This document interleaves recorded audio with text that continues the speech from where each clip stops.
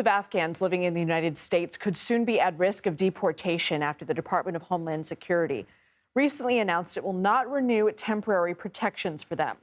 Temporary protected status is granted to people whose home countries are experiencing war, natural disasters, or other dangerous events. They're shielded from deportation and allowed to work legally for 18 months. People fleeing Afghanistan were first deemed eligible for this designation under President Biden in 2022, a year after the U.S. military withdrew from the country. Biden then extended those protections in 2023, citing the ongoing danger following the Taliban's takeover. Well, as of September of 2024, more than 9,600 Afghans were in the U.S. covered by temporary protected status. According to a spokesperson for the Department of Homeland Security, Secretary Kristi Noem determined the conditions in Afghanistan no longer meet the requirements for TPS designation, temporary protected status. Maggie Feldman-Piltch joins us now. She's the CEO of Unicorn Strategies, a professional services organization focused on building diversity in national security and defense. Maggie, tell us more about these people who have sought protected status, why they fled Afghanistan, why they needed that status. Thanks so much for having me on and talking about this today, Lindsay. This is, of course, an important issue, not just for the Afghans, now many Afghan Americans who are here in the US, but has some real implications for Americans who are already here, or born and raised here.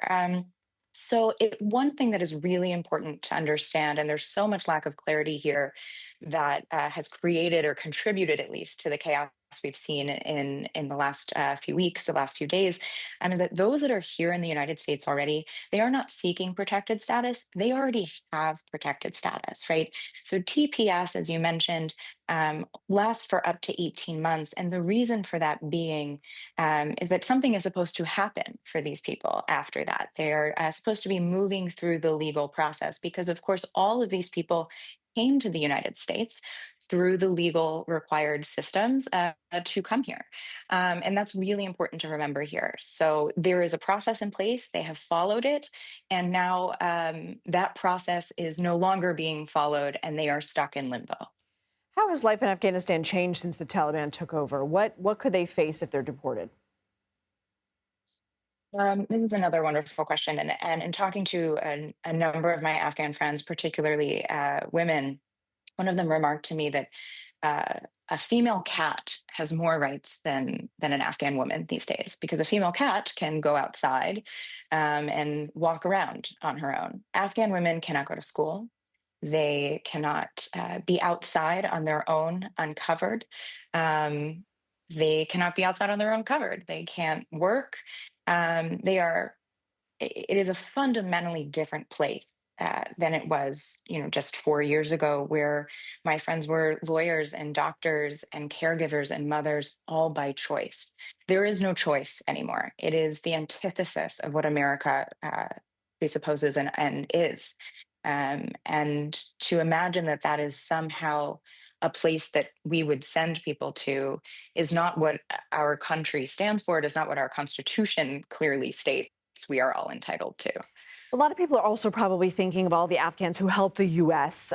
During the war in Afghanistan, during the withdrawal, helped troops, helped translate, and are currently under the TPS program. What message does this send to them?